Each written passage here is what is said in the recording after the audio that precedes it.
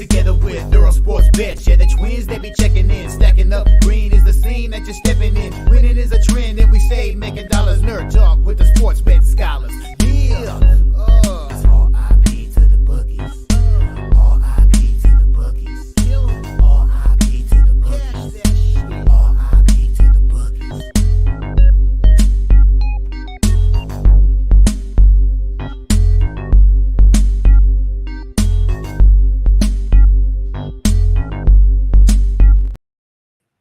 We are live. Welcome back to another edition of the Earle Sports Bet Show. My name is Nicholas. I'm joined here as always by my brother Tim. And today we got a packed slate. We got CFL with Calgary and Winnipeg. We get a full baseball slate. And then we get to conclude with 4 WNBA games. So large slate. We are ready to go. But before we get into today's games, before we get into today's slate, we're going to take a look back at what happened yesterday. One went right, one went wrong in the world of sports betting. Yesterday was a profitable day for me. If there was one way to describe yesterday in baseball, it was, push it. I had 4 pushes. Yeah, we'll get into that. 3 pushes in a row, actually. But Nationals first 5 is what we call never in doubt. Winner there. Unfortunately, in the 11th or 10th inning, they strand second and third with 1 out. Or first and second with 1 out, and was unable to drive home the tying run, which would have helped me potentially cash the Nationals money line and the over 10. Neither of those came through. Oakland team total over 3.5 was not great. But the full game over 8.5. Thank you, Detroit, for contributing all of the runs to that. And then we start with the pushes. Chicago White Sox first 5. I got 5 innings of one-hit baseball from Lance Lynn. There were some impressive performances by mediocre pitchers yesterday. It was Lance Lynn, Jose Barrios, and Cookie Carrasco. Jeez. Yeah. Philadelphia Phillies first 5 pushed. St. Louis Cardinals first 5 pushed. But the Phillies full game came through. That was never in doubter in the 11th inning. As they've now won, I believe, 11 or 12 straight road games. 12 straight road games. And they're back on the road today. Yeah. And the biggest sweat of the entire slate yesterday for me, Tim, Baltimore first 5. Ooh, they really made me I lost a couple years of my life watching that one. I believe they're up 14-0 here, right? 13-0 at the end of 5? It was at the end of 5, I believe it was 14-0 Ravens over the Giants. So yeah, it was a Ravens blowout. Over Yankees, yeah. Or Ravens over Jets, yeah. But yeah. Guardians run line was a winner. Boston team total over 4.5, the full game over 10. Winner.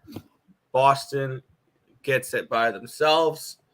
New York, Arizona over 10. It was 9-0 Mets. And they strand the bases loaded in the 7th. They couldn't score off a position player in the 9th, and it finishes 9-0. Yeah. And now, after that game last night, every single team in the MLB has been shut out at some point this season. That was the first time that the Diamondbacks were shut out all year, and it was against Carlos Carrasco. Yeah. Yeah. Oh, here's my last push of the day. Pirates first 5. Okay. They were all dog first 5 money lines. White Sox, Cardinals, Phillies, and Pirates. And then the over 9 comes up short there. 7, 5, and 4 in the MLB. Impressive. 1.24 units, yeah. And the CFL went 1 and 2. Had some opportunities to go 2 and 1. Edmonton plus 7.5 was never in doubt, and it was actually not. It was actually never in doubt. Like, that was a no sweat. Saskatchewan was covering in that game for all of 0 seconds, and we're lucky to win the game. Elks team total over 17.5 was a loser. I was hoping that was they had a couple drive. They basically had the whole fourth quarter to score a touchdown and cash that, and they didn't. And the over 44 was a terrible bet, but that should have come through though. In the first half of that game, there were 2 missed field goals and 2 touchdowns brought back because of penalties. There was a long touchdown by the Elks that was brought back for a holding call, and there was a long punt return for a touchdown by Saskatchewan that was called back for a holding penalty. Like, it was ridiculous. The refs had the under. It was ridiculous. But 1 and 2 there.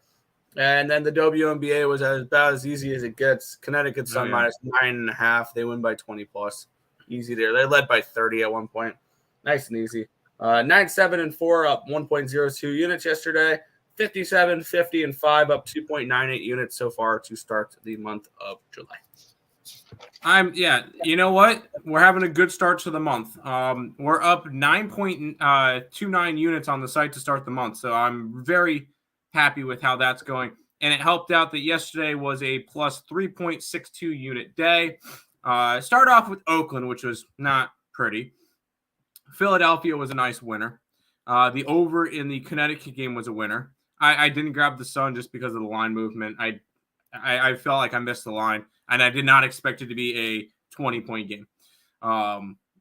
Baltimore, money line. I wish I pulled up the run line instead. That would have been nice plus money. Either way, nice winner there. Boston, nice winner with Boston. Edmonton was a winner. The over in Edmonton was a loser. The Pirates were a loser. But the New York Mets, how sweep it feels, winning 5 in a row now, and they are the hottest team in baseball. Longest winning streak in baseball. Undefeated in July. Reds as well. No, the Mets have a longer winning streak, I believe. Reds only have 4. Mm-hmm. No, Reds have 5. Oh, they do? All right, Mets and Reds. There you go. But Mets swept the first place Arizona Diamondbacks. Good look. I love to see it. And big credits to Francisco Alvarez during that entire series. I believe he had a homer in every single game in that series. And shout out to the biggest snub from the All-Star game, guy that went 5 for 5 last night with a home run, 2 triples, and 2 singles, Francisco Lindor. So that was awesome to see that game last night. We ended up being up 3.62 units and ready to jump into it today. Already got my WNBA plays loaded up, so I'm really excited to get to that. Yeah, I've already locked in 2 baseball plays, and we will definitely be betting more throughout the slate. And let's see, did I beat the line movement on both plays? I beat it on.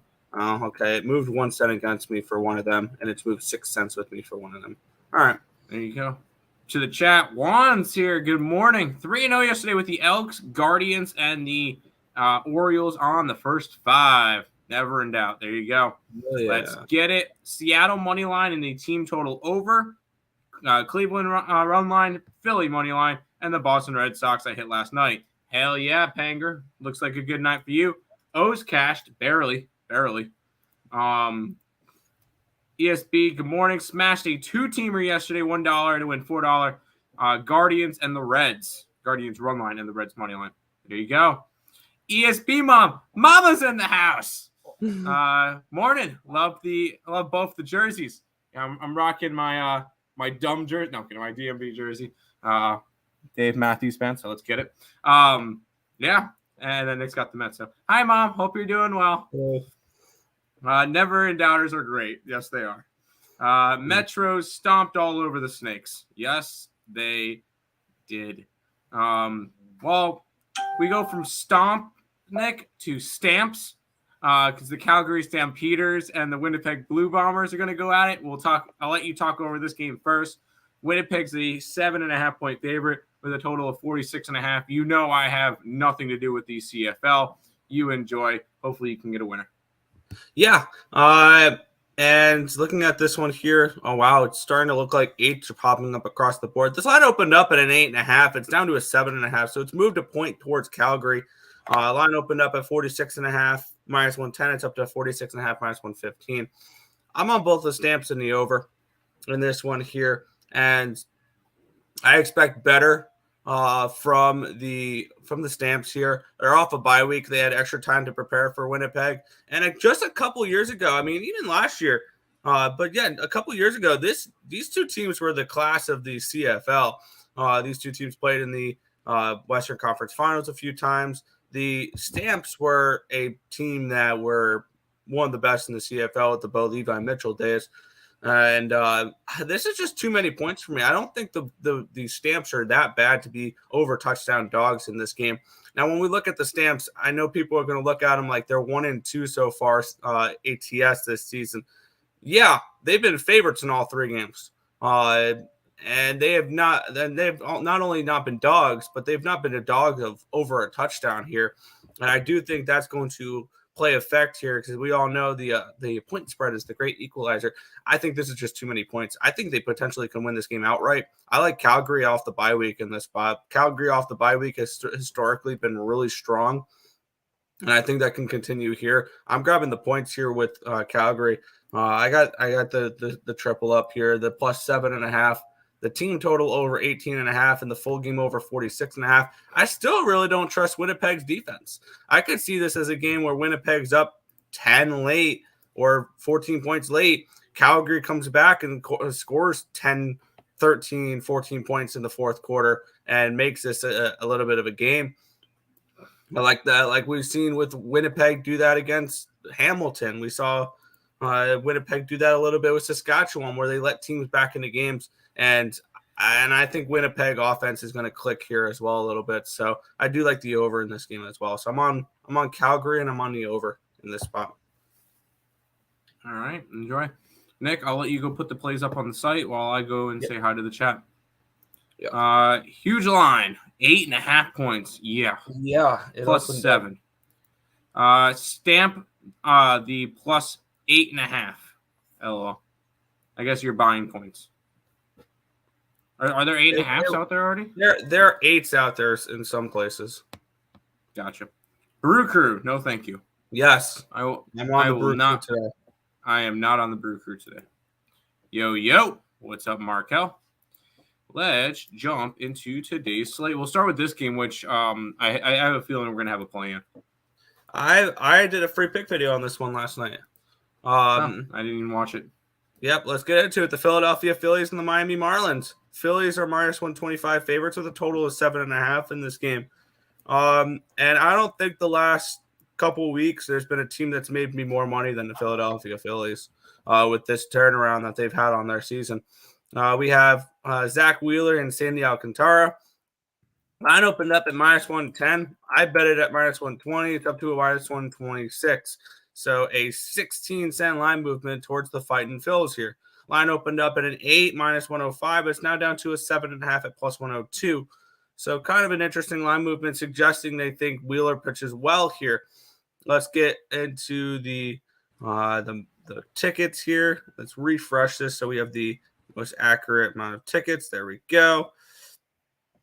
We have 69% of the tickets, nice, and 67% of the cash is on Philadelphia. The line has moved towards Philly. 31% of the tickets, 62% of the cash is on the under. The line's moved towards the under. I kind of think an under is not a bad look in this game. Looking at Ballpark Pal here, let's switch over to today. We have Lone Depot Park as the third worst hitting conditions, minus 11% home runs, plus 1% doubles, triples, minus 3% singles, minus 6% overall. Let's take a look at the pitching matchup here in this one. We have Zach Wheeler, 3.34 ERA, 1.15 whip, 10.01 strikeouts per nine, which is 27%, 1.82 walks per nine, a 3.21 BABIP, a 2.75 FIP, and a 3.49 Sierra. On the other side, we have Alcantara, 4.93 ERA, 1.25 whip, 6.81 strikeouts per nine, which is 18%, 1.88 walks per nine, a 3.10 BABIP, a 3.84 FIP, and a 3.93 Sierra. Bullpen advantage 100% goes towards the Philadelphia Phillies here, where their bullpen's been elite.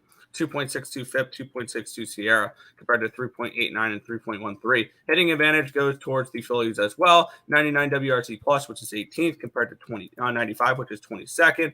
I like Philadelphia in this game. I got Philly at minus 120. I think they have the better pitcher. I think they have the better bats, the better bullpen. I grabbed them full game, and I'm tempted on grabbing them first 5 as well here. against Sandy. And I am going to grab them first 5 as well. I'm going to double down on Philadelphia. First 5 full game here for me with the Fighting Phils. Yeah, it's about at the top of my juice range, around minus 126. I'm on the Phillies as well. I'm somebody who I know, Nick. I bet trends. What's one of the hottest trends right now? Philadelphia on the road have won 12 straight. And I'm going to continue to ride that. Sandy Alcantara also has pretty rough numbers against NL East opponents, not named the Washington Nationals. And I think Philly can get to them. They've been hitting well. They've won 8 out of their last 10. Zach Wheeler on the mound. He hasn't been the same guy that he's been the past couple of years. So I'm not going crazy over Zach Wheeler, but this is a Philadelphia spot once again to continue the road success for the Phillies. They've won 12 in a row. I think today will be 13. As much as I want Philly to start losing games, I think that they at least take this one. I think Philadelphia is a playoff team right now. Like they're starting to round into form like they did last year, and this is going to be a scary team that nobody's going to want to play in the playoffs. Correct. Back to the chat, we get a yo-yo. What a sweat with Guardians yesterday. Cashed -2 though. There you go. Pass. Alcantara has been overvalued this year. Yes, 100%. He has. He has not been as good. He just has not. So yes. Morning, Nick and Tim. Good morning, Crystal. Crystal, we'll talk about your Jays in a minute, and we get to celebrate Alek Manoah Day again. I'm on the Fighting Phils. First of 2, first 5 money line, and the full game. There you go. I was very tempted to do Phillies run line. It's around plus 140, but we ended up taking the minus 126. Let's jump into this game, which I could have a couple of plays for, Nick. And I'll let you kind of pick out which ones we could put up. Yeah, this one's going to be interesting. I was trying to figure out how I'm going to approach this game. Toronto Blue Jays are at the Detroit Tigers. The Jays are minus 135 with a total of 9. Let's take a look at how the lines moved in this one here. Line opened up at minus 145. It's down to a minus 126. So a pretty significant line movement towards the Tigers. Line opened up at 9 minus 125, and it's actually gone down 8 cents to minus 117, suggesting that Faedo pitches well in this game. Let's take a look at the money coming in on this one. Let's see if it correlates. We have 14% of the tickets, 59% of the cash, though, on the under in this game. Do we think Manoah pitches well today?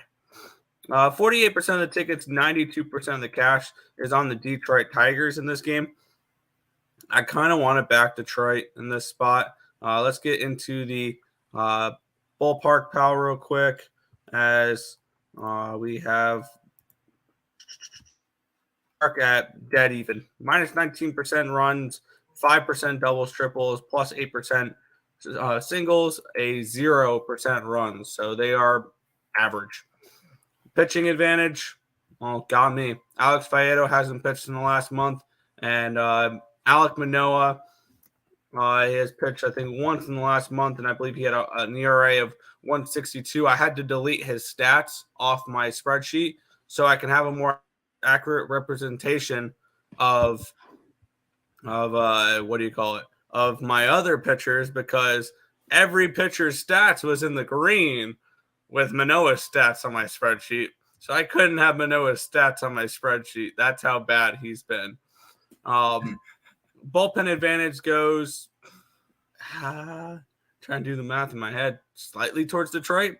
4.57 FIP, 3.51 Sierra compared to 3.63 and 4.01. And the hitting advantage goes towards the Jays, 97 WRC plus, which is 18th, compared to 94, which is 24th. This is a tricky one. I kind of think the Tigers are the look. Maybe Tigers first 5, just go straight up fade Manoah. But something tells me Manoah doesn't pitch terrible today. And this may be an unpopular opinion. I think the game goes under, or at least the first 5 goes under. And Manoah pitches well. Faedo pitches well. Because neither of these teams hitting are very great. Like, this is not a good hitting matchup. It may be ballsy. I think first 5 under. I don't know if I want to bet this game, though. This is probably one of those games that I would probably rather see Manoah throw a game first before I decide how good he's going to be again. But it's Tigers or nothing, first 5, plus 105. I'm still going to back the Tigers in the first 5 innings here at the end of all this at plus 105. But I lean under. I know you like the over, Tim, but I think this is a game where people are going to overreact to Manoah, and we can get value on this under.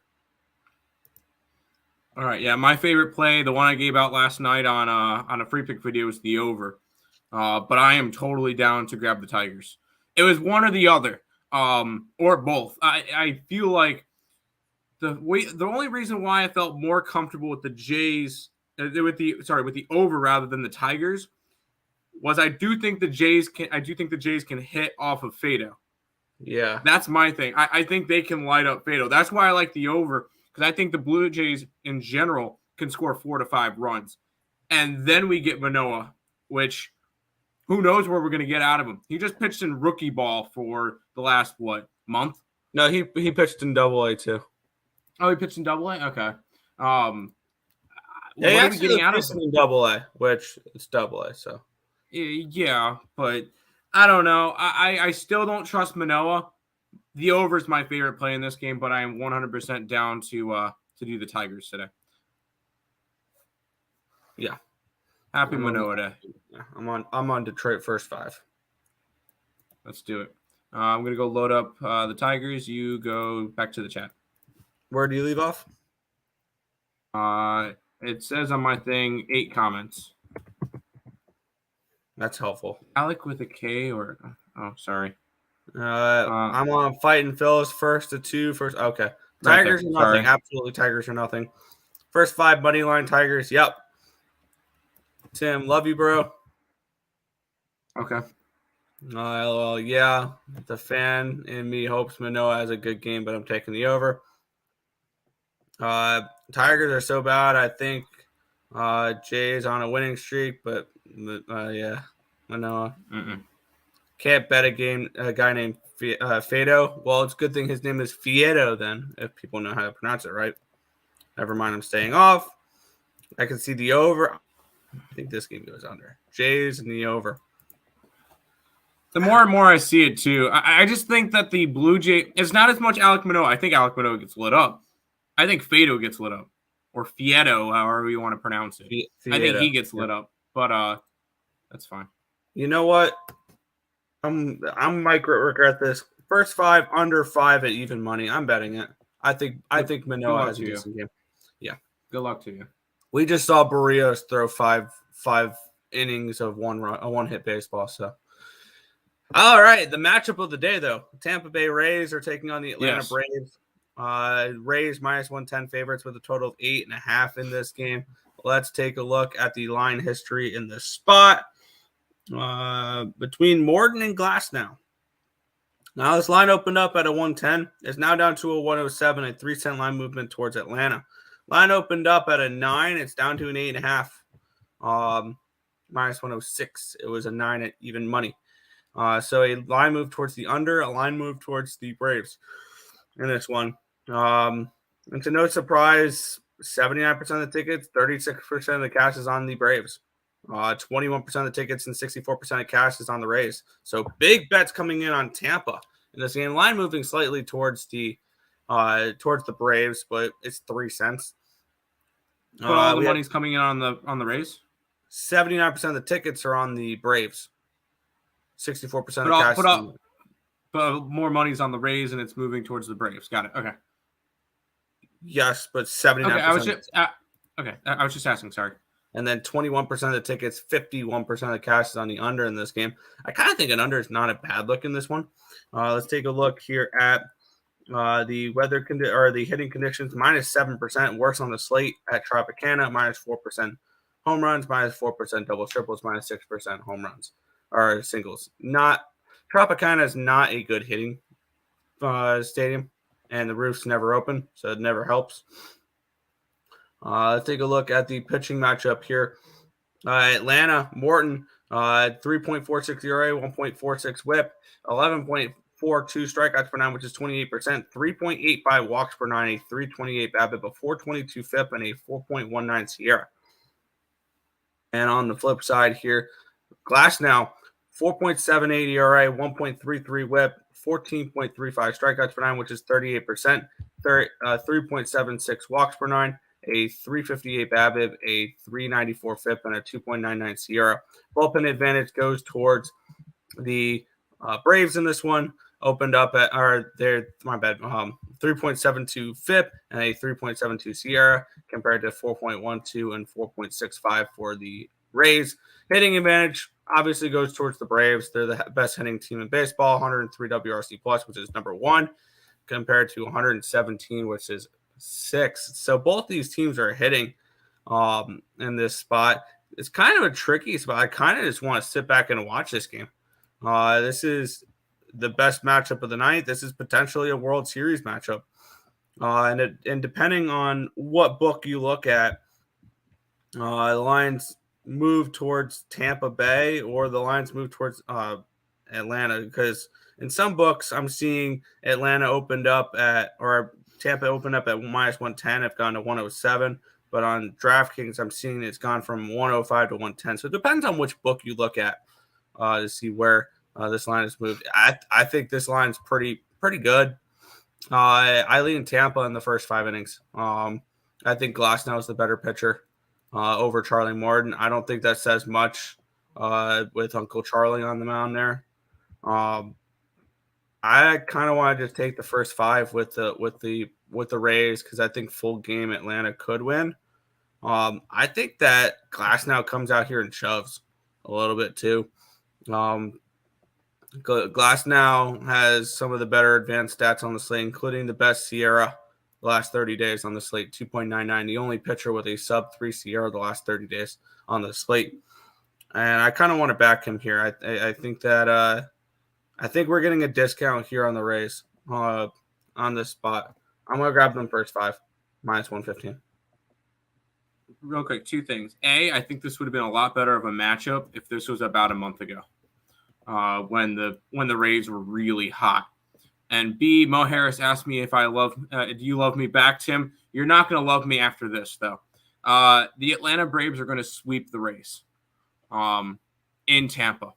There you go. I put it out there 28 minutes into the stream. The Atlanta Braves will sweep the Tampa Bay Rays. This Atlanta team is the hottest team in baseball, and it's not particularly close. They've won 9 out of their last 10, and they are hitting on all cylinders. Tampa Bay is coming off of getting swept against Philadelphia. They lost 2 out of 3 on the West Coast against Seattle. They've lost 5 in a row. Why is this game a pick'em? Because it's in Tampa Bay. And it's Glasnow, which is one of the better pitchers for Tampa, versus Morton, which is one of the lower pitchers for Atlanta. That's why it's a pick'em. And I think Atlanta, I'm not going to say they easily sweep, but I think they're going to sweep this series. And I think it starts with tonight. I get a good line on it at like minus 110. I'll even up it a little bit, and I'll go alternative. I'll take Atlanta on the run line. And that's probably, let's see, can I find one of those? Around plus 150, plus 155. I think Atlanta wins this one like 6-3 tonight. Give me Atlanta money line. Good luck. Back to the chat, Nick. Yep, I'm looking up something real quick. Numbers real quick. Okay, never mind. All right, let's take a look at the chat. Where'd we leave off? With Mo Harris asking me if I love him. Yeah, okay. Timmy. Braves. Yes. I mean, the Braves have plus money. It's that easy. It's actually a pick'em. It's not plus money anymore. Yeah. Rays probably going to bring their best shot after getting swept at home. I 100% agree. This game is going over. I lean the opposite way. I like both teams. Popcorn game and series. Yep. Oh, I dislike both teams. I'm not going to watch the game. I dislike both teams. But Atlanta is the better team right now. And in general. I like the under 8.5. I know a lot of people are on the over. I lean the under as well. No. Yeah. Well, not just that. The Braves were well rested. Braves ain't getting swept twice in a row. I think they win. No way they get swept twice in a row. Not a chance. You're right. No way. They were like the best team in baseball for a while. Hey, I will say the Rays had their really, really good run. The Braves are on their really, really good run. I don't think anything's stopping the Braves until they start losing a couple games. That's just my opinion, though. Sorry, go ahead. New York Yankees are hosting the Chicago Cubs in this one here. Minus 165 for the Yankees. Total of 8 in this game. This one's kind of interesting. And I don't know if I'm going to be betting this game, to be completely honest. But we get the return of Carlos Rendon. And he gets to face Jameson Taillon. Now, this line move is kind of interesting. Line opened up at Yankees minus 171. Down to a 153. It's moved 18 cents towards the Cubbies. Line opened up at an 8.5 minus 120. It's now an 8 at minus 120. So it's moved down half a run. Tells me Jameson Taillon pitches well today. 71% of the tickets, 94% of the cash is on the New York Yankees. The line's moved towards the Cubbies. This is really interesting line movement here. And then we have 76% of the tickets and 71% of the cash is on the over. The line's moved towards the under. Something tells me it's Cubbies and under for this game a little bit right off the rip. Let's take a look at it's Yankee Stadium plus 8% runs today, plus 23% home runs, minus 8% doubles, triples, plus 2% singles. Let's take a look. The pitching matchup here. Got nothing for Carlos Rendon. He makes his first start of the year. And on the flip side, Jameson Taillon, 7.09 ERA, 1.58 whip, 8.1 strikeouts per 9, which is 20%, 3.04 walks per 9, a 3.33 BABIP, a 6.63 FIP, and a 4.64 Sierra. Bullpen advantage. Let me type in real quick because we don't have. Yeah, there we go. I just had to type in team there for Rendon. Bullpen advantage goes towards the Yankees, 3.06 FIP, 3.37 Sierra compared to 3.55 and 4.22. And the hitting advantage goes towards the Cubbies, 88 WRC plus, which is 20th compared to 79, which is 24th. I think this is an easy pass game. I don't know what to expect from Carlos Rendon. Market's kind of pointing me towards Taillon pitches well today, which sounds crazy. But the line moving down and the line moving towards the Cubs tells me Taillon has a decent performance today. Now, do we trust Carlos Rendon here off an injury? That's the biggest question of the whole thing. If you do, the first 5 unders the play. The first 5 unders the play. If you don't, the Cubbies are the play. It depends on whether or not you believe that Carlos Rendon comes out and pitches well. And that's a really tough question to ask because we don't know. I lean first 5 under 4.5. I have not bet it. I don't think I'm going to bet it. I want to see what Rendon looks like before I go ahead and try to back him in any starts. So it's a pass for me. It's not a pass for me. A guy making his first start of the year and the way that the Yankees offense has looked. Hey, Chicago, what do you say? I think the Cubs are going to win today. Plus 142, and I get to fade Rendon on his first start of the year. He's probably going to be on a pitch count. Probably. So I can imagine he goes maybe 4 innings, maybe 5 if he's pitching efficiently. I don't think he goes far in this game, and you're getting a lot of Yankee bullpen, which they're solid, but getting 4 or 5 innings of Yankee bullpen when you have to lay minus 160, 165 is not something I want to do. And I get plus 142 for the Cubbies. And yeah, I think Taillon's bound for regression or positive regression, I should say. And not to mention it's a revenge game. for Mr. Tyone. Tyone, because he used to pitch for the Yankees. So, Nick, thoughts? Cubbies money line. It's definitely Cubbies or nothing on the side. Yep. All right. You just told me there. I want nothing to do with this game personally, though. All right. I'm throwing the Cubbies up. Let's do it. All right. Good luck. Head back to the chat. Yeah. Give me Mo Harris money line. Oh, that's a lock. That's a lock right there. Yeah. Give me the Cubbies money line. Yes, sir. Rundone or rundown? Good question. He's run down. He's injured. Cubs first 5 only. That bullpen is atrocious at the moment. 100% agree. If I'm betting the game, it's Cubs first 5. And I think if you're looking to thread the needle here, you can get even money for the first 5 plus a half, and you can get the first 5 plus a half and the under 4.5, and try to hit one. Yeah, just took a huge rip of Pineapple Express. Nice. There you go. Phillies money line, yes. Nerfy for the Philly game, I can see it. Braves money line, no. Red Sox, yes. We'll get into that one. Yes. Jays over 9. I'm on the first 5 under. Yes. Tigers, no bat in the 9th, plus 180. Yes. Cardinals, first 5 under. Matt Olson, over 1.5 hits, runs, and RBIs. Good luck today. Good luck. Cash that Phillies, Reds parlay 2 in a row. Make it 3 a day in a row. Yes.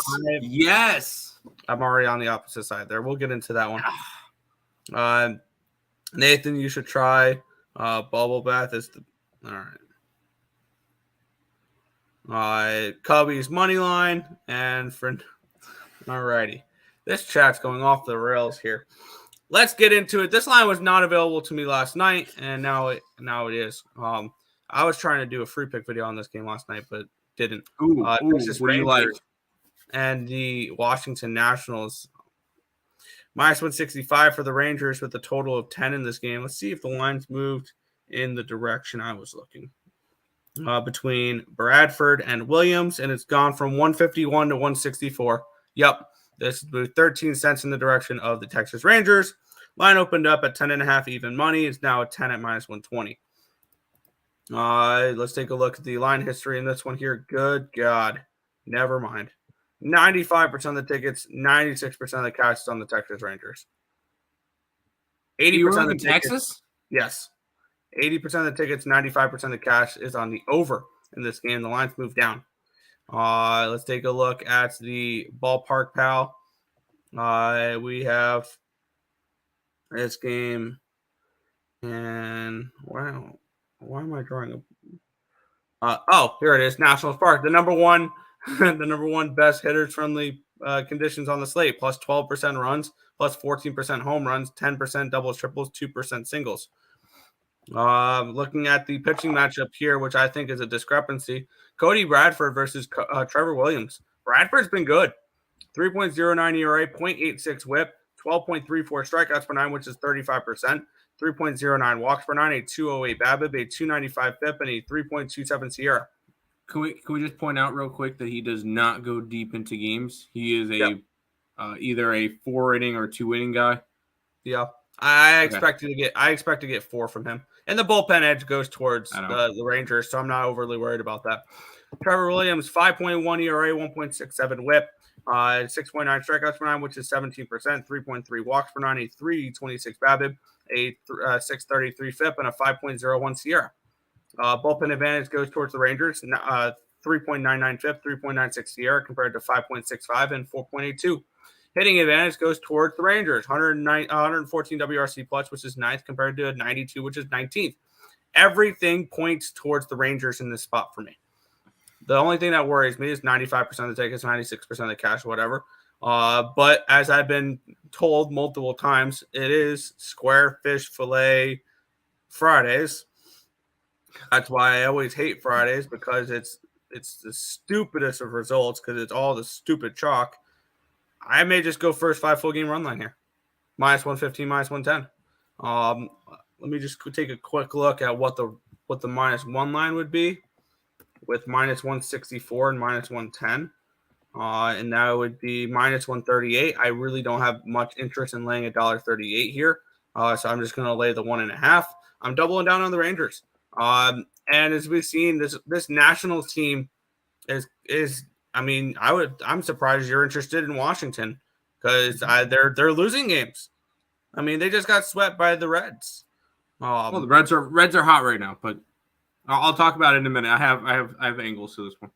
Yeah, but I'm gonna go ahead. I'm gonna grab the double up here spot. This was a game I was looking at last night to do a free pick video with, and everything points towards the Rangers here. So first 5 minus a half, minus 115, full game minus 1.5, minus 110. Yeah, I am all over the Nationals. I know, and here we go. Trevor Williams versus Cody Bradford. The pitching matchup is the precise reason why. And I know you don't like using these stats. Trevor Williams is currently the 4th most profitable pitcher in baseball. 9-8 in his starts, but up 6.72 units. And it'll say 5th on covers. I call him the 4th because Matthew Boyd I take out of there completely because he's not going to be active anymore this year. The only pitchers ahead of him are Mr. Cream, Tommy Henry, and Tajon Walker, and Matthew Boyd. But Matthew Boyd took off the list. And then Trevor Williams. On the flip side, have you looked at Cody Bradford? Oh, the Texas Rangers don't win in his games. They are 0-6 in his games, and they lost by the run line in 4 out of the 6. They give him run support. 11 runs in a loss, 5 runs in a loss, but then 2, 3, 2, 0. They don't score for him, and he gives up runs. I'm on the Nationals in this one. As I know, I'm a sicko. I know they've lost 4 straight games, all to the Reds, which I was on the Reds the entire. Oh no, we were on the Nationals for the 4th of July game, but I was on the Reds the other games. This is a national spot for me. Just off of the pitching matchup in general. Yeah. I mean, all the opponents that, other than I know Detroit's a blemish on that, but he only went 0.2 innings against Detroit that one of the starts. But other than Detroit, I mean, they faced Houston, they faced the Astros, the Angels, the Orioles, and the Braves. Last time I knew all of those teams. I mean, even the Tigers are better than the Nationals. This is definitely the worst. Nope. What? Nope. I believe that the Nationals are better than the Tigers. Really? All right. I am not high on. I mean, the Tigers, I'm not high on at all. It's because they're in the AL Central that they look a little bit better than they are. They're not good, and I feel like with in terms of talent level, the Nationals are better than the Tigers. Sorry, Lenny, but Nationals better than the Tigers. Let's head back to the chat, Nick. I'm still. I just remembered I forgot to put up the Calgary game. I'm quickly doing that here real quick. Okay. Nationals money line, yes. Public darling equals Texas Rangers. They always are, but they win those games. So I still like the Nationals in the spot. I'm not going after that. Nats Park was excellent hitting conditions yesterday. The game stayed under and went to extras. I kind of lean under in this one too, but not touching it. I'm not reading those comments. Tale of the worst versus first Power Rangers. You have fun with that. All right, Nick, this is where I take my break, and you could talk about an AL Central game. Yeah, I've been hitting with these AL Central games, and it's mainly been with the Royals games, and it's mainly been fading the Royals on the run line. Let's see if we get around to doing that again today. We have Dylan Lynch and Aaron Savali. Gross. Wow. This line has moved. The line opened up at minus 191. It's now at 167. A 24-cent line movement towards the Kansas City Royals. Wow. 31-cent line movement. Wow. Is that on AudioBook? On DraftKings, it opened up. Wow, that's weird. On DraftKings, it opened up at 180. It's now 190. I don't know why. Who do you call it? It's the only book that's dropped it way below. Because all the other books that I have on the one site have at least 173, with Heritage being the lowest there. That's tricky. I mean, if you're looking for the cheapest price on Cleveland, it's on Bet Online right now. Line opened up at a 9 at even money. It's now an 8.5 at -102. Let's take a look at the line. If the money reflects where this line has gone in this one, 86% of the tickets, 57% of the cash is on the Guardians, and the lines move towards the Royals. 53% of the, or 53% of the tickets, 85% of the cash is on the over, and the lines move towards the under. This is probably a no play for me. Plus 8% runs, plus 3% home runs, 15% doubles, triples, 0% singles. Pitching matchup, Aaron Savali and Dylan Lynch. Lynch 4.06 ERA, 1.16 WHIP, 4.35 strikeouts per 9, which is 12%, 2.61 walks per 9, a 2.16 BABIP, a 5.71 FIP, and a 5.69 SIERA. On the flip side, Savali 3.54 ERA, a 1.25 WHIP, 7.39 strikeouts per 9, which is 19%, 3.86 walks per 9, a 2.41 BABIP, a 5.01 FIP, and a 4.97 SIERA. Bullpen edge goes towards the Guardians here. 3.48 FIP, 3.981 SIERA compared to 3.75 FIP and a 4.09 SIERA. Hitting advantage goes towards the Guardians, 119 WRC plus, which is 5th, compared to 68 for the Guardians, which is 29th. Everything points to me towards backing the Guardians on the run line in this game. The only problem is the line movement's the markets are going to keep me off this game. I'm going to pass on this one. It's a lean towards the Guardians, but not with the market moving the way they are. Cool. It's an AL Central game. I don't bet these. I don't get them right. I just take them, I cross them out, and move on. Sorry for the lack of in-depth on AL Central games, but they're not my forte. Under 10 for sure. You have fun with that game. Just can't see the Natties beating Texas Rangers. I know, there's no way they do. I'm kidding, Nick. I'm kidding. Royals. Good luck. Cashed that Guardians run line last night. There you go. If only the Guardians can actually score runs for Gavin. Let's go to this game, Nick. We're going to ride the wave in this one is the question. The Red Sox -225 favorites with a total of 10.5 in this game. Let's take a look at the line history between the Athletics and the Red Sox. It's Medina and Bernardino. Looks like Bernardino is a bullpen game. Yep, I just looked it up. He goes like one and a third, 2/3 innings. Yeah, nothing. No. Line opened up at -227 for Boston. It's now a 225, a 2-cent line movement towards the Athletics. Line opened up at a 10.5 -110. It's still a 10.5 -110. See if the line movement reflects a move towards the Athletics and a move towards really nowhere with the total. 51% of the tickets, 98% of the cash is on the over. And the lines move towards nowhere. I don't have a money amount, but I have 95% of the tickets on the Boston Red Sox. And the line moving 2 cents towards the Oakland Athletics.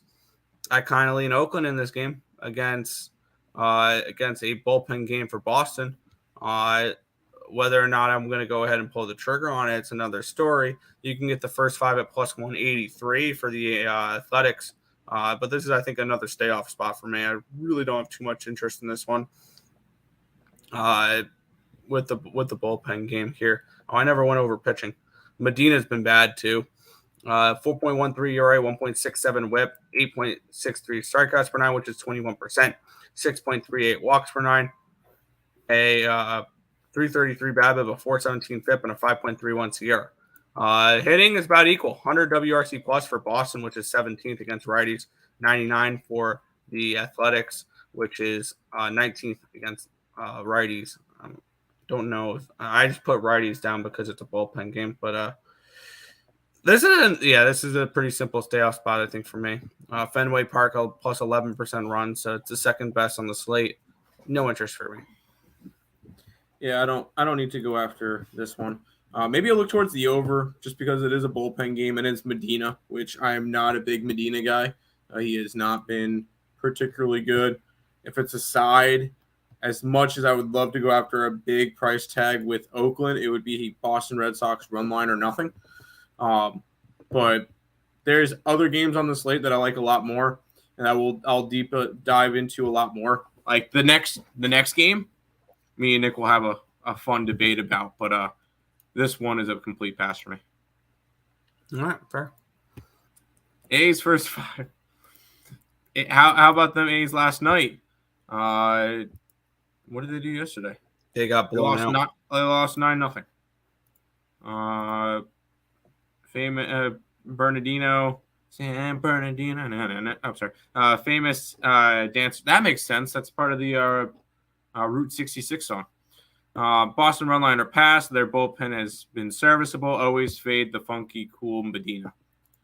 What I noticed, the last couple of teams the A's faced, they always win the first game. So give me the A's on the money line. I can't do it. I can't do it today.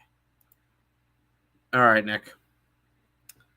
I'm ready for it. Let's do this. Yeah, Milwaukee Brewers and the Cincinnati Reds. The Brewers are minus 120 with a total of 7.5 in this game. Let's take a look at the line history in this spot. We have Corbin Burns and Andrew Abbott.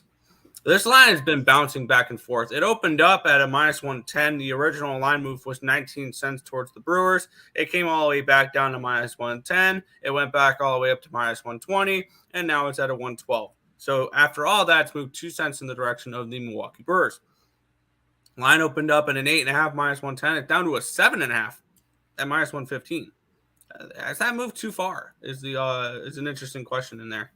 Let's take a look if the money reflects the line movement here between the Brewers and the Reds. As we have the bigger bets coming in on the Brewers, 38% of the tickets, 55% of the cash is on the Brewers. I like to see that. 67% of the tickets, 84% of the cash is on the under. The lines move towards the under, a full run towards the under here. Let's take a look at Ballpark Pal and American Family Field, minus 4% runs, which is below average. Pitching matchup here, it's a good one. Abbott and Burns.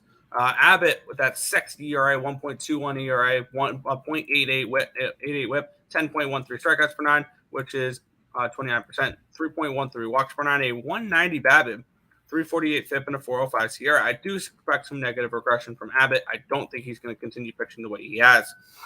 On the other side, Corbin Burns, I think, has the pitching edge in this one. 4.55 ERA, 1.02 whip. So his ERA is not great, but you know how much I value ERA. 8.53 strikeouts per 9, which is 23%. 1.99 walks per 9, a 264 BABIP, 339 FIP, and a 3.85 SIERA. Bullpen advantage goes towards the Brewers, 3.48 FIP, 3.82 SIERA, compared to 6.75 and 5.18 for the Reds. Reds have one of the worst bullpens in baseball. If they don't compete, that's probably why. 125 WR is third for the Reds, so they do hit. And then on the flip side, 110 WRC plus for the Brewers. I think the over could be a potential interesting look here as well, with it dropping a full run. With all the money coming on the under, I understand why it's dropped a full run, but I see this game as an over. I do. I'm already on the Brewers minus 113. And I did a free pick video on it last night. I think Corbin Burns has the pitching advantage. They have the bullpen advantage. They're at home. The line's moving towards them. The bigger bets are on them. Everything correlates for me. I'm on the Brewers in this spot at minus 113. I think the wrong team's favored. I'm on the Reds. This is a Reds team that's red hot right now. But I feel like, and this is, I don't know if this goes against directly what you said. Did you say you like the Brewers team total over? I would lean that way. I'm thinking about grabbing the team total over, full game over. Because I was looking at the Brewers team total under. I like Andrew Abbott. I've backed him. I did not back him in his first start. That was against Milwaukee, where he actually went 6 innings and shut him down.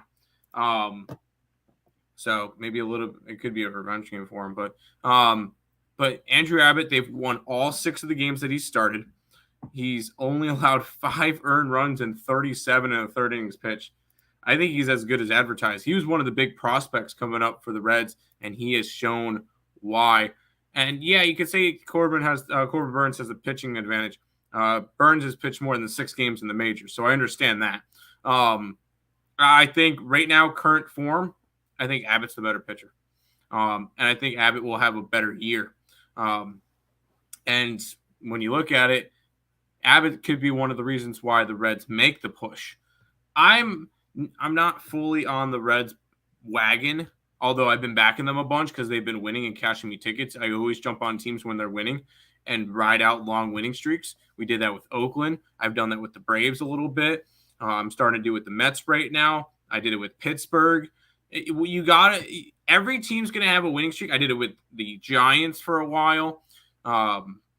Every team's going to have a winning streak.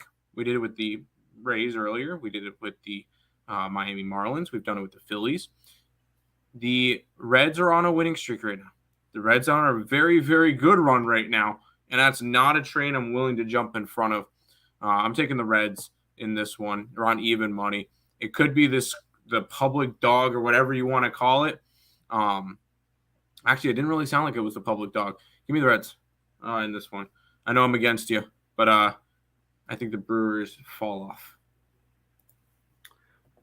I'm going to go ahead and I was looking a little bit more deeper into Andrew Abbott here.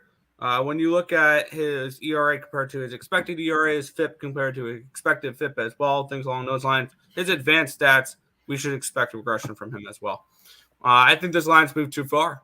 I'm going to grab the Brewers team total over 3.5 minus 131, the full game over 7.5 at minus 115 as well. I think the Brewers are able to get off runs off of him, and if they don't, they got a terrible Reds bullpen to get him off of as well. All right, you have fun with that. Back to the chat. Yep, go for it. I'm going to go track my plays real quick. You guys are always late on the A's. It happens. I'm not overwhelmed with trying to get on them every single time. Reds first 5. Burns is overrated. I agree. Well, he's not overrated, but Corbin Burns is overvalued, I would say. I think the over is a good hedge for my Brewers bet too. Reds had to travel 11 hours, right? They did what? They went from DC to Milwaukee. No. Yeah, that's not 11 hours. No. Unless they took a bus, which no, I think they took a plane, so I think they're fine. Anyone see where Jonathan India's dad is a huge Mets fan and records the games and watches it later with the Reds? Yes. That was hilarious to see. Because India's like, hey, Dad, you get to see my bag? He goes, not yet. Dad, the game ended 2 hours ago. I know, but the Mets are on. Respect. Good morning. How about Nerfy on the Brewers game? Yes. No. I kind of like the Nerfy. Yeah. Now, we don't bet Nerfies, but I kind of like the Nerfy. All right, Nick. We get this game, which I know you we probably disagree on this one too, probably. But. Yeah, well, we'll get into it here. Houston Astros and the Seattle Mariners. I was super close to putting more money on the Astros to win the division yesterday. Should have. And no, they lost yesterday, so I don't think the line moved too much. Okay. Because the Mariners lost yesterday. Let's take a look. No, the Astros lost yesterday. Astros lost yesterday. My bad. Yeah. And the Rangers did too. That's what I meant to say. Gotcha. Which let me take a quick look to see if this line's changed. Wow, I should have. They were plus 110 yesterday. The Astros are minus 120 to win the division now. Damn it. Did the Rangers lose yesterday? The Rangers lost yesterday. And the Astros lost yesterday. Who did the Rangers lose to? Boston. Yeah, they should have won that game. They were favorite. Yeah, no, they should have won that game. Yeah. And let's get into it here. The Houston Astros and the Seattle Mariners line. Wow, line opened up at minus 125. It's now down to a minus 105. A 20-cent line movement towards the Houston Astros. Line opened up at an 8 even money. It's at a 7.5 at plus 102. Wait, who opened up as the favorite? The Astros. And then you just said they dropped down to a minus 105. So that would be a 20-cent line movement towards the Mariners. Yes. You said towards the Astros. Oh, no, towards the Mariners. Sorry, I just want to make sure I'm hearing stuff right. Because I'm listening to your numbers too, and I just want to make sure I heard it right. 20-cent movement towards the Mariners. Ow, 62% of the tickets, 90% of the cash is on the Astros in this game. The lines move towards the Mariners. 49% of the tickets, 96% of the cash is on the under. The lines move that way. Let's take a look at the ballpark conditions here at T-Mobile Field. Or are they? Where are we? Minute Maid. Oh, we're in Minute Maid. Yep, there it is. That's why I couldn't find T-Mobile Park on the list, because it's in Minute Maid. Plus 5% home runs, minus 8%. Doubles, triples, minus 7%. Singles, minus 6% overall. Bad hitting conditions. Do they have the dome open? Do they have the roof open? I highly doubt it. Okay. That's telling me probably no.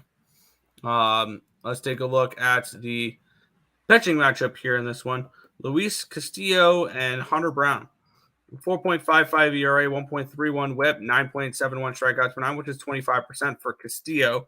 3.64 walks per nine, 247 BABIP, 659 FIP, and a 4.28 SIERA. On the flip side, Hunter Brown, 4.08 ERA, 1.29 whip, 9.1 strikeouts per nine, which is 25%. 3.14 walks per nine, a 297 BABIP, a 458 FIP, and a 3.67 SIERA.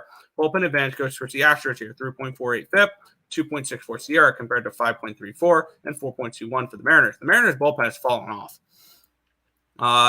Hitting advantage slightly goes towards the Astros here. 107 WRC plus, which is 11th compared to 106, which is 13th. This is going to end up being a stay-off game for me. I had full intentions last night. I was looking at betting the Astros. Yeah, my X's and O's pointed Astros. I think Hunter Brown's the better pitcher. Astros have the better bullpen, and the Astros are better. They have the hitting advantage as well in this game. The line movement and the market's going to keep me off of this one. It's a stay off for me, but I was leaning Astros. This game does feel like a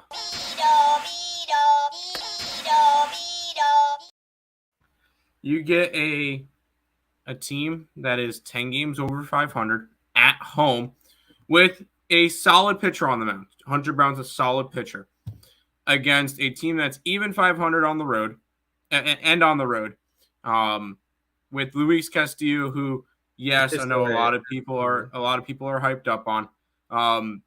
He's got a 3.05 ERA, so he's not terrible this year. It just seems like a really short line.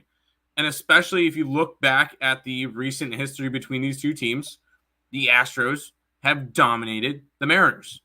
Like, it hasn't even been close. And when you look at it, Seattle won yesterday. Kind of lean Seattle. Seattle's finally gotten back up to even 500. They were on a nice little. I believe they're on a nice little win streak. They lost the last game, won 4 out of their last 5. Seattle's on a little bit of playing some good baseball right now. Now, so is the Astros. Although the Astros lost yesterday. Previous to that, they've also won 4 out of 5 and 7 out of 9. So the Astros are playing good baseball as well. I lean Seattle in this game, but I'll stay off of it. Fair. Yeah, it's a tough game.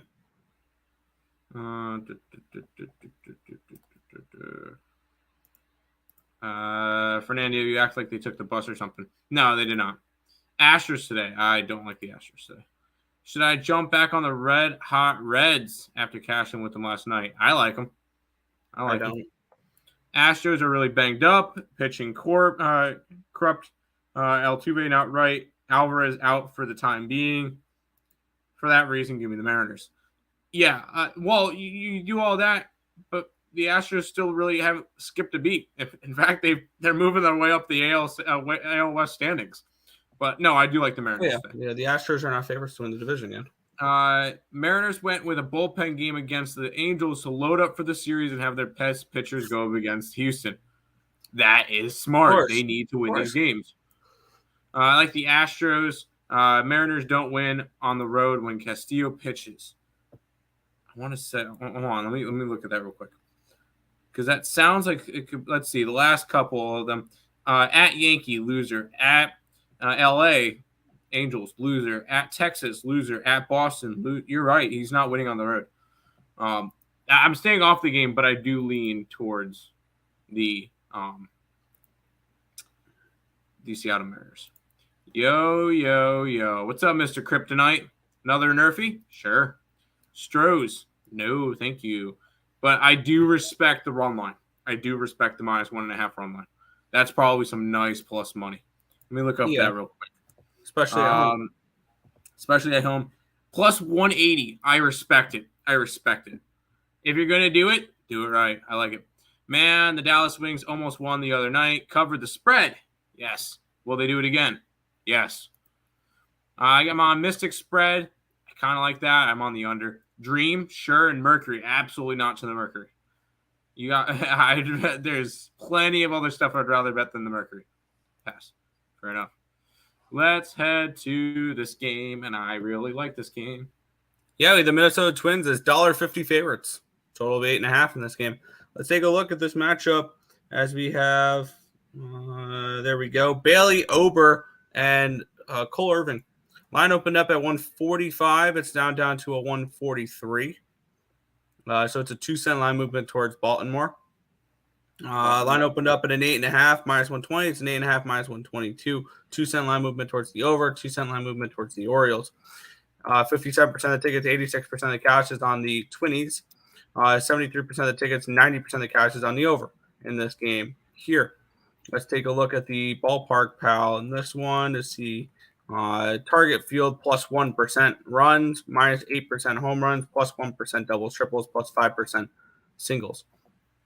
Taking a look at the pitching matchup here, Cole Irving and Bailey Ober. Cole Irving's not been very good. 3.44 ERA, 1.47 WHIP, but a 7.36 strikeouts per nine, 18%. 2.45 walks per nine, 328 BABIP, kind of high, 477 FIP, and a 4.73 SIERA. Not something I particularly believe in. Minnesota, 3.26 ERA, or Bailey Ober, 3.26 ERA, 0.92 WHIP, 10.09 strikeouts per nine, which is 29%. 1.19 walks per nine, a 257 BABIP, a 379 FIP, and a 3.32 SIERA. Bullpen edge goes towards the Orioles, 3.95 FIP, 3.24 SIERA compared to 3.94 and 3.75. 106 WRC plus for the Orioles, which is 15th, compared to 75, which is 26th for the Twinnies. This is a tough one because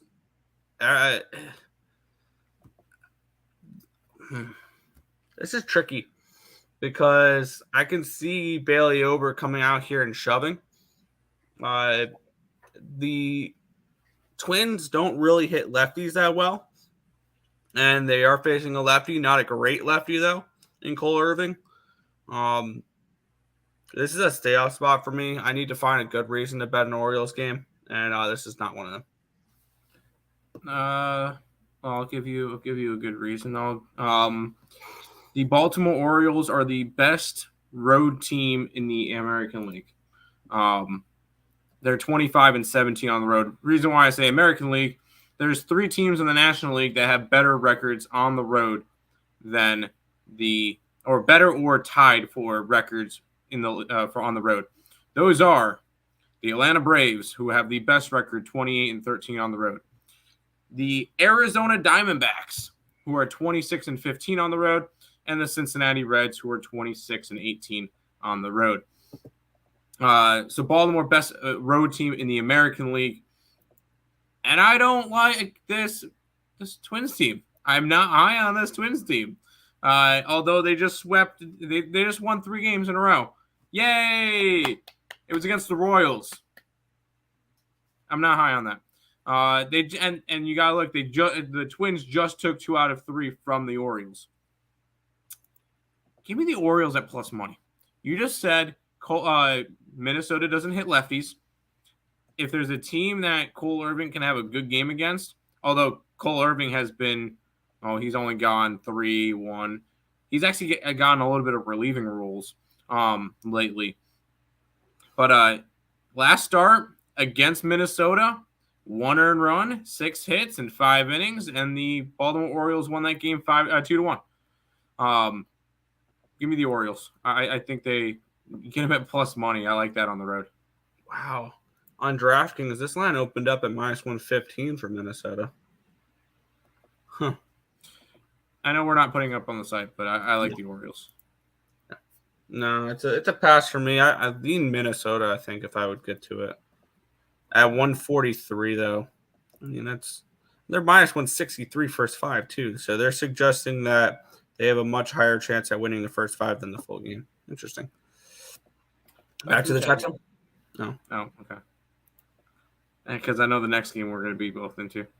The Mercury is your new favorite. No, dude. No, don't do it. Don't do it.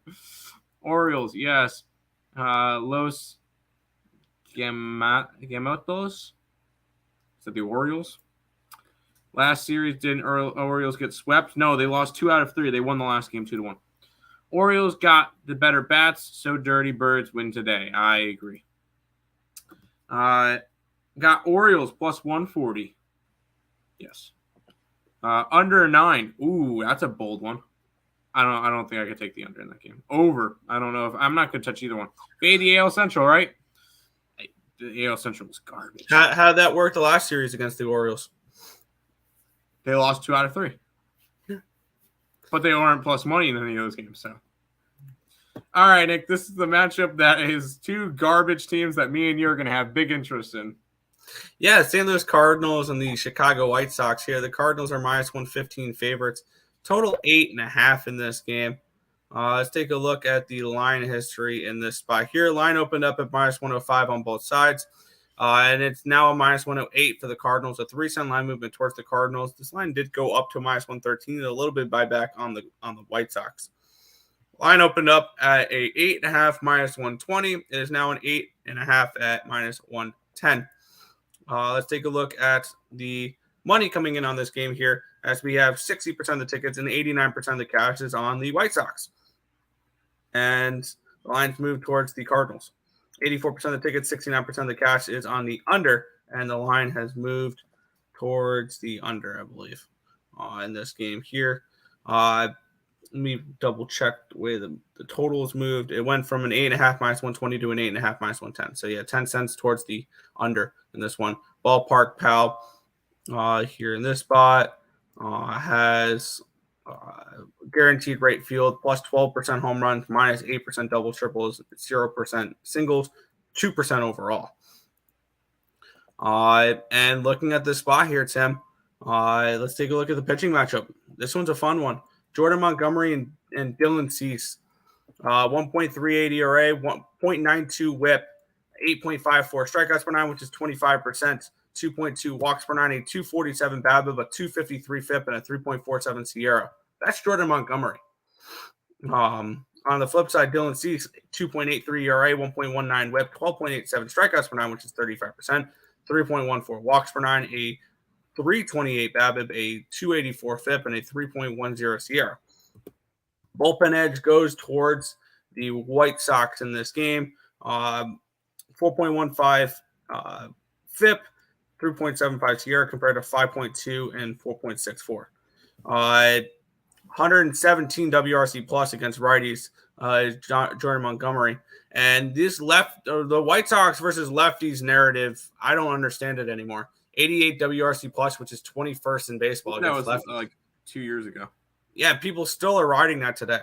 Like, I've seen people still ride that. I 100% disagree, and I am interested in the Cardinals in this game here. And I do want to update the probably should have done this pre-show update, because I think I'm like a day or two behind on the bullpen numbers. But I kind of want to double up on the Cardinals here in this spot. And this is a system that you like to fade here, Tim. And we'll test if you like to fade your systems or not. What did the White Sox do yesterday? Oh, they played a doubleheader. Yeah. And what did one of those doubleheader games do? The first one went to extra innings, didn't they? Yep, it did. They played, I want to say, 19 innings of baseball yesterday. I don't know about you, but I think that's fade material for me. I like the Cardinals, and I think I'm going to double up on the Cardinals here in this spot. Even though I see a edge with the bullpens here with the White Sox, I want to take that with a grain of salt. Used up. Exactly. I'm going to take that with a grain of salt because I don't know how many of their pitchers are available in that bullpen there. My Google Chrome is not responding.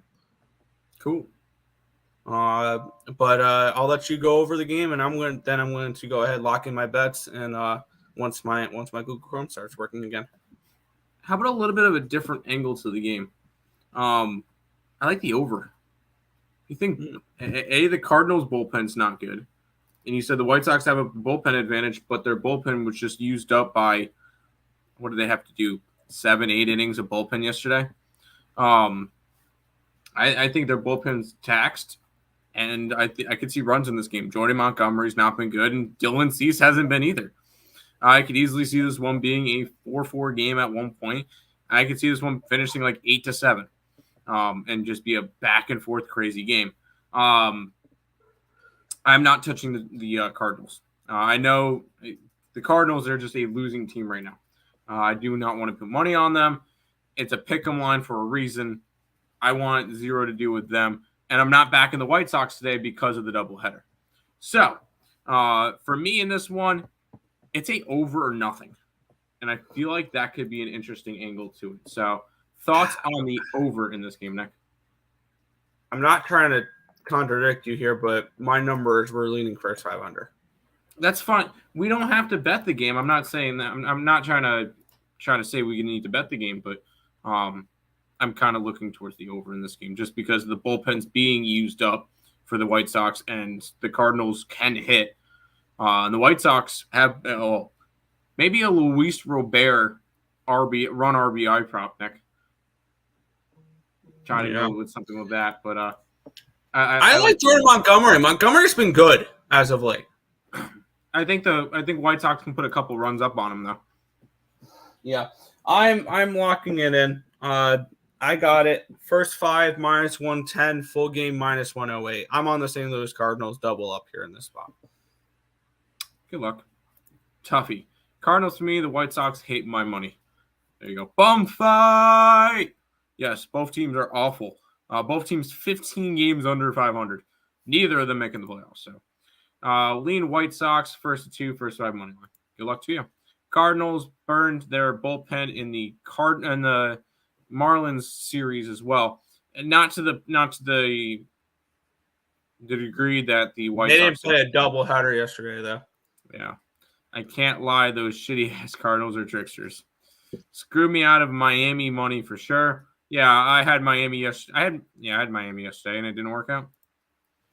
Neither Cardinals or Chicago White Sox starter have given up more than 3 runs in 5+ games. First 5 under. I was leaning that way. 16% of bets, 31% of money on the over. Yeah, I have no interest in the total in that game though. We got 3 more baseball games and Zach Gallen Day. Yep. Arizona Diamondbacks and the Pittsburgh Pirates here. Diamondbacks $1.90 favorites, total 8.5 here. It's Zach Gallen. It's Zach Gallen and Rich over the hill. Why is this line moved towards the Pirates? Line opened up at -201. It's a 187. Because the Arizona Diamondbacks are on a losing streak. Okay. And line opened up in an 8.5 -105. It's now an 8.5 -114. Suggests that Zach Gallen gets hit here. Because the line's moved up and the line's moved towards the Pirates. 94% of the tickets, 84% of the cash is on the Diamondbacks, and 86% of the tickets, 91% of the cash is on the Diamondbacks run line. 46% of the tickets, 72% of the cash is on the under, and the line's moved towards the over. This is super tricky. Wow. Let's take a look at Ballpark Pal, and they have it is it's plus 3%. If it obviously if it's a dome that doesn't have a roof. That's what it is retractable, I believe. Oh, really? Okay, never mind. Yeah. So that's why I looked to see if that's all of a sudden 10%, the roof is open. But when it's 118 degrees in the desert, they're not going to open up the roof. No, they're not. That sounds pretty plain and simple to me, though. Rich Hill and Zach Gallen here. Rich Hill, 4.08 ERA, 1.33 WHIP, 8.41 strikeouts per 9, which is 21%. 4.33 walks per nine, a 276 BABIP, a 423 FIP, and a 4.78 SIERA. On the flip side, Zach Gallen should absolutely shove today. This is why this game is so frustrating with the line movement. 3.96 ERA, 1.16 whip, 8.84 strikeouts per nine, which is 24%. 1.63 walks per nine, a 292 BABIP, a 422 FIP, and a 3.84 SIERA. Open edge goes towards the Pirates in this game. 3.98 FIP, 4.06 SIERA compared to 4.36 and 3.81. Hitting advantage is a massive one towards the Diamondbacks. 115 WRC plus against lefties, which is 8th. And the Pirates don't hit righties. 96 WRC plus, which is 29th. Which is why this game is incredibly frustrating, because I would like to back the Diamondbacks. The market's telling me the Pirates are a live dog in this game. And I don't understand what the markets see in this one. I'm not somebody that's going to go up against the markets like that. So this is going to be a pass for me. It's Zach Gallen day. And if this was in Pittsburgh, it's a different story, because Zach Gallen has extreme home road splits, Nick. He does. 2 and 3, 5.08 in 51 innings on the road. At home, 60 innings pitched, a 1.5 ERA, and 8-0. The Arizona Diamondbacks win his starts at home. They've won 4 out of his last 5 starts in general. So they're giving him runs, and maybe it's moving towards the over because Arizona puts up the runs by themselves. I could see that happening as well. I'm signing out for my boy Zach Gallen day. I want the Arizona Diamondbacks run line. I can get it at plus 105. I know you probably wanted to stay away from it.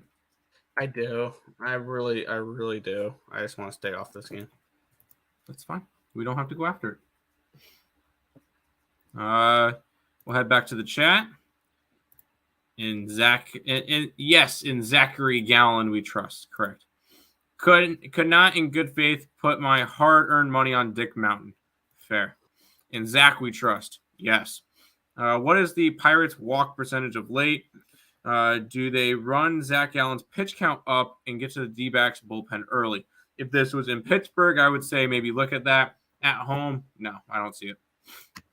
D-backs run line, yes. First 5 snakes, I like it.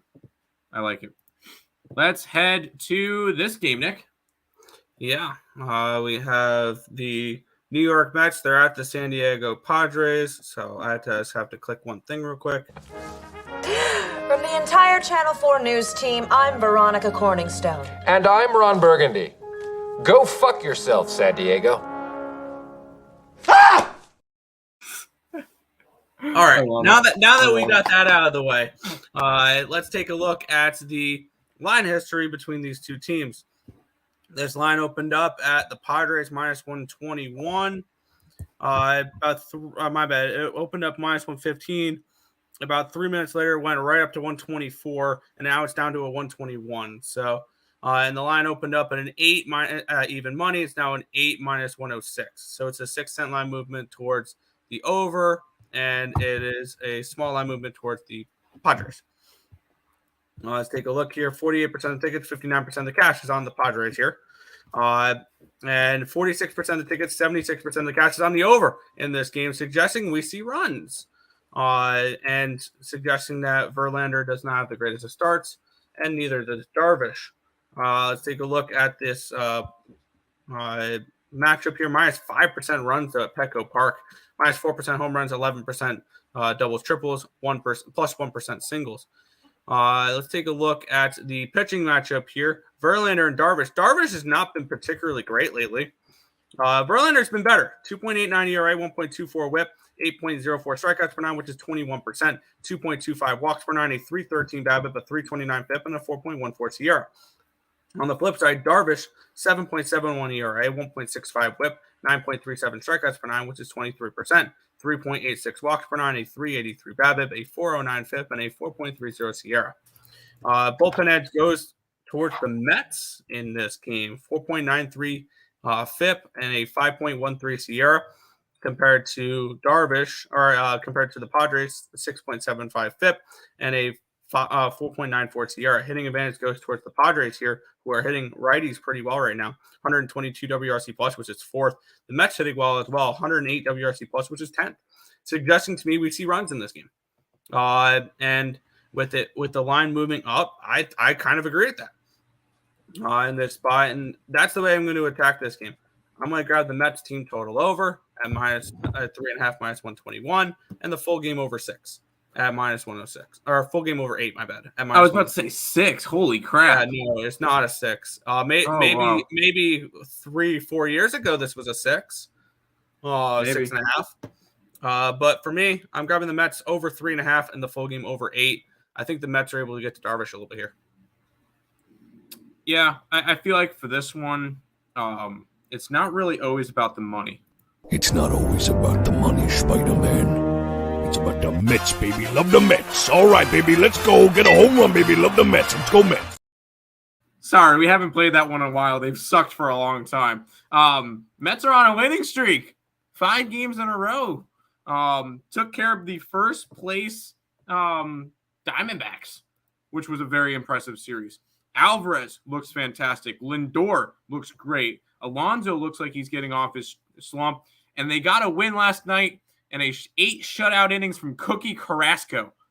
What is going on with this team? This is great. Now you get Verlander, who's been pitching a little bit better as of late. They're starting to win his games. Last start coming off of a 7-inning shutout game versus a red-hot Giants team when they came into town. Now he gets to go up against the Padres. I'm not worried. These two teams are exactly in the same spot right now. Both 41 and 46 and trying to figure out what they need to do. This series is going to be a lot before the All-Star break. Give me Verlander and the Mets today because I'm not confident in them tomorrow. Mets money line, plus money. And I'm putting it up because you like the Mets team total over. Yep, I got the Mets team total. So, yep. There we go. Let's take a look here. Markel finding it funny. Correlated parlay, first 5 D cracks in the over. Good luck. Y'all were waiting for this series so you can play that clip. What? Yeah. No. Mets money line, yes, and the over, yes. Mets first to 2, pass. Markel, who do you like more? Yeah, I feel the same way. Nice clip, yeah. I like those. But we're on to our final game of the day for baseball, and this is one I was looking at a little bit last night. If there was a line, but I was looking more towards the first 5 than a full game. And this one, let's get to it. Line opened up at a 170 for the Dodgers. It's down to a 164. Line opened up at a 9 at minus 110. It's now a 9 minus 102. An 8-cent line movement towards the under. A 6-cent line movement towards the Dodgers or towards the Angels, suggesting that Griffin Canning pitches well today. Griffin Canning and Tony Gonsolin. Tony Gonsolin, someone I'm not particularly high on. We faded him in his last start, and we made money doing it. Let's do it. Let's try to do this again today. Griffin Canning, 3.41 ERA, 0.97 whip, 9.93 strikeouts per 9, which is 28%, 2.17 walks per 9, a 229 BABIP, a 426 FIP, and a 3.48 SIERA. On the flip side, Tony Gonsolin, 6.39 ERA, 1.42 whip, 8.53 strikeouts per 9, which is 21%, 4.26 walks per 9, a 293 BABIP, 432 FIP, and a 4.83 SIERA. The pitching advantage the bullpen advantage goes towards the Dodgers here, which is why I'm looking more first 5. 2.61 FIP, 3.68 SIERA compared to 4.47 and 4.31. The hitting advantage goes towards the Angels, 128 WRC plus, which is second against right-handed pitching. Granted, that was with Trout in the lineup, that was with Ohtani in the lineup, that was with Rendon in the lineup. 106 WRC plus, which is 14th for the Dodgers against righties as well. I'm interested in the Angels early in this game. We saw the Dodgers sweep the freeway series in Anaheim. I think that we can see the Angels get a little revenge here in this spot. I kind of like the big price for the first 5 in this spot. and maybe a team total over. The only thing that was kind of worrying me about the team total over is the line moving towards the under. But for me, I'm going to move on the Angels first 5 here, plus 145. I want to fake Gonsolin though. Yeah, I'm not really in the business of trying to back the Angels right now. With no Rendon, no Trout, they've lost 3 straight and 7 out of 8. A team that was looking good, had playoff aspirations, were making a push towards the top of the AL West. They have fallen off badly and now sit 6.5 games back. With the Trout injury, Rendon injury, I could easily see them selling at the deadline, even though they're still a game above 500. The Dodgers just look good. Although Gonsolin, I'm not super high on Gonsolin. I haven't been, and I won't be. He's just not a guy I want to go after. Last 3 starts for Gonsolin, 4 earned runs, 4 earned runs, 7 earned runs. So if I'm going after anything in this game, it's the over. As crazy as it sounds, because the combined score the last 2 times these 2 teams played was 4-0. I kind of lean over in this game, but I want nothing really to do with it. It's a small slate for me in baseball. How many games do we end up betting in baseball? 1, 2, 3 plays on the site. That's it? 1, 2, 3, 4 plays on the site. 4 plays on the site. I just didn't track one. And I didn't track the Cubbies. That's what I didn't track. Got it. But this one's a pass for me. I can't back the Angels right now, Nick. I'm sorry. That's fair. Yeah, it's just a first 5 stab for me here. I like Griffin Canning. I don't. Yeah. Markel saying Cubbies, D-backs, first 5 successful game. That was shocking, Carrasco. Yeah. Nice, bro. I'm looking to put Philly in a parlay, but I don't know. Under 9. I like Philly today, yes. All right, we ready to make the transition from the diamond to the hardwood for some WNBA action. We're going to kick it on off here, the Mystics and the Fever. Mystics are minus 3-point favorites with a total of 158 in this game. Let's move over to, there we go, over to the WNBA for both my line history site and Action Network. There we go. All right. Let's get into it. This line opened up at 3.5 for the Mystics. It's down to a 3. So it's moved 0.5 point towards the Fever. Line opened up at a 159.5. It's down to a 158. Moved down 1.5 in this one here. Let's take a look at the money, see if that correlates here. 75% of the tickets, 92% of the cash is on the under. 80% of the tickets, 90% of the cash is on the Mystic spread, and the line's moved towards the Fever in this one here, suggesting to me that the Fever are a live underdog in this game, and kind of want to go that way. Fever just are coming off getting blown out in their last game, if I remember right. Let me grab up this. It was 90-83, but they've lost 5 straight games. They have lost 5 in a row, and they have not covered in 3 in a row. They did cover the first 2 games of the losing streak against Vegas because they were 15.5 and 15-point dogs. On the other side, Washington is coming in losing 2 in a row as well, not covering either of those after covering in 5 games in a row and going 4-1 straight up. Their only loss was a 1-point overtime loss against the Liberty. The market is telling me that the Fever are the play in this one here at the +3, and I'm gonna move on Indiana in this spot at +3. It's just a market move for me. That's the way I pay attention to the WNBA, and it would be a lean towards the under for me as well. Good luck. I want nothing to do with the side. Although I lean Mystics just because Fever are on a losing streak, and I don't want to back that. I will say I like the under, and for looking at the lines that you typed up, I beaten line movements on 3 out of the 4 games, and the one that I didn't beat it stayed the same. So I'm actually very happy because I got 160 for this game. This is a Washington team that's got the best defense in the WNBA. They're only allowing like what was it, 76.8 points a game. And they're scoring 79. So I feel like this total is a little bit too high. I feel like the Mystics are going to shut down the Fever. Maybe I would personally go towards the Fever team total under, just because I could see them struggling to get the ball rolling in this one. I got the under in this game, under 160. But I think I might still grab it at 158, but I got it at 160 last night. Fair. That's about it. Fever first half. I don't hate that. Under, yes. And Mystics full game. I could see the Mystics full game. Let's head to this one, which I got a good line on as well. Yeah, the Aces are -9 with a total of 174.5 in this game. And let's take a look at the line history. This line opened up at a 10. It's down to an 8.5, but there's still some 10s out there. WinBet's hanging at a 10 when everybody else is hanging 8.5s and 9s. And looking at the total in this game, it opened up at 175. It's up to 175.5 in this one.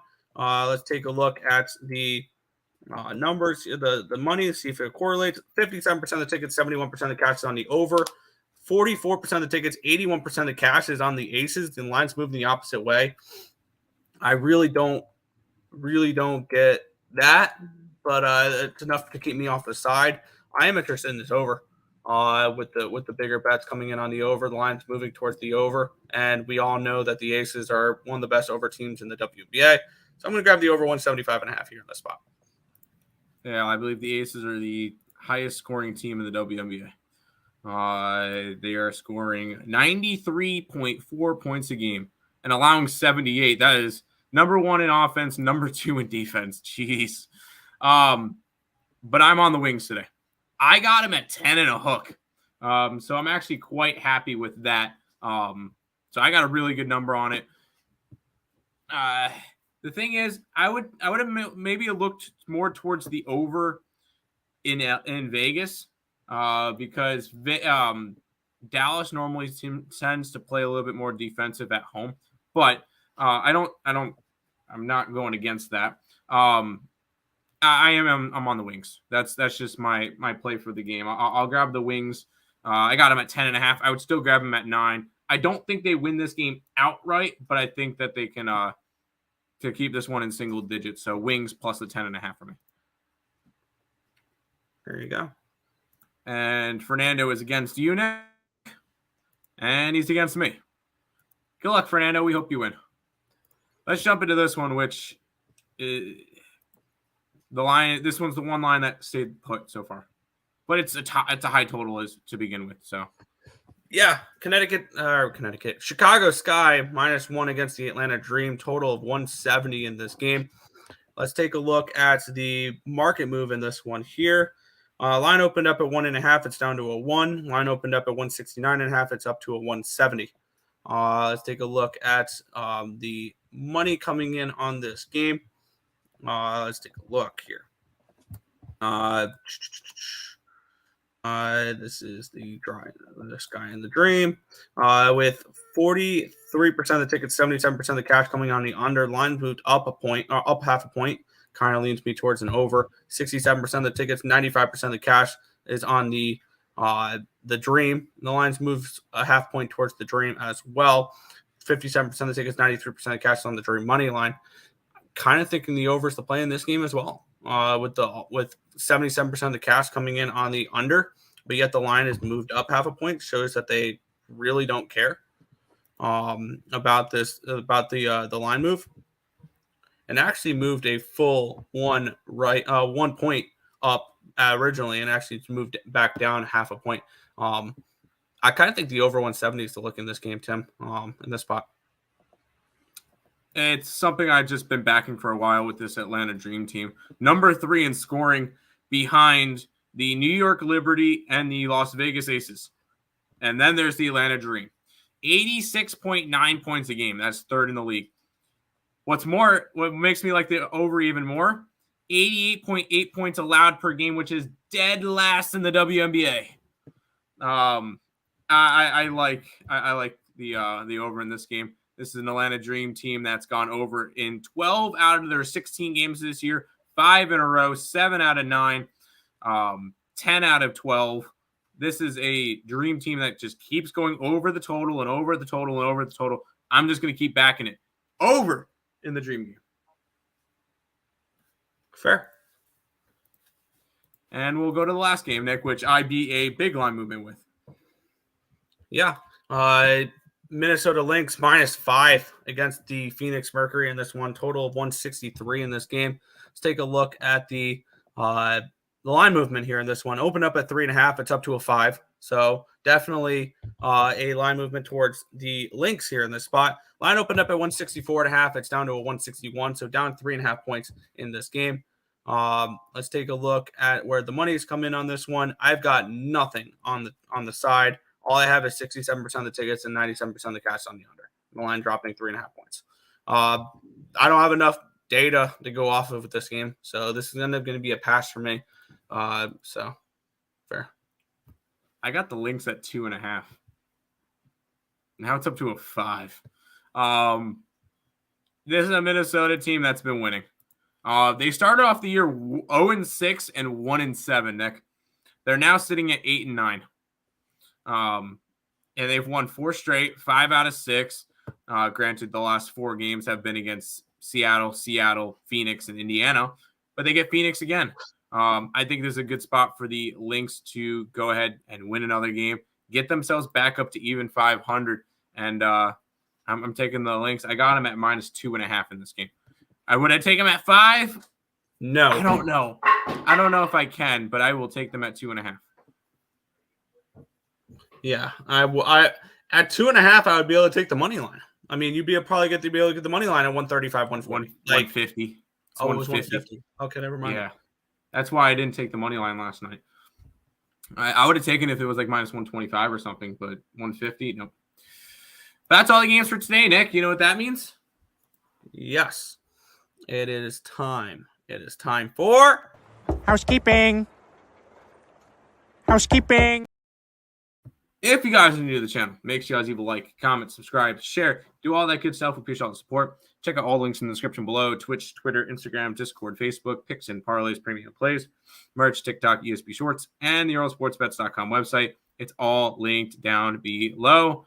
Make sure you guys check out Ballin' Out with Tim Burrow on the Picks and Parleys YouTube channel. Went over all 4 of the WNBA games. I know we just talked over them, but go over there, leave a like, leave a comment, tell the boss man I'm doing a good job. We're back up in the black for WNBA and MLB. Happy with that. You guys can check out all of that stuff over on the EarleSportsBets.com website. That's where you can find all the MLS plays, but which are for tomorrow. I might try to do an MLS video tonight. We'll see how that goes. SeatGeek, concert tickets, sporting event ticket needs, ESP at checkout. $20 off your first purchase. Let's run down a recap. I like the Phillies today. To go for 13 straight road wins. I like the Tigers. I like the over in that game as well. Happy Alek Manoah Day. I think the Braves sweep the Rays, so I'm taking the Braves money line here. I'm taking the Cubbies. I like the Nationals today. I like the Reds. I kind of lean Seattle. I'm on Baltimore. I kind of lean towards the over in that Cardinals game. I'm on Arizona. I like the Mets. And then WNBA under in the Fever. Dallas Wings. Over in Atlanta and the Minnesota Lynx. Nicholas, go ahead. Yeah. In the WNBA today, I am on the Fever plus the 3. Aces Wings over 174.5 and the over 170 in Sky and Dream.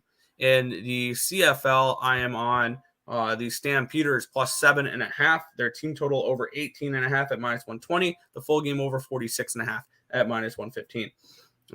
For the MLB, Philadelphia first 5 plus -124. Philadelphia full game -120. Tigers first 5 plus 105, and the under first 5 even money with the Tigers and the Jays there.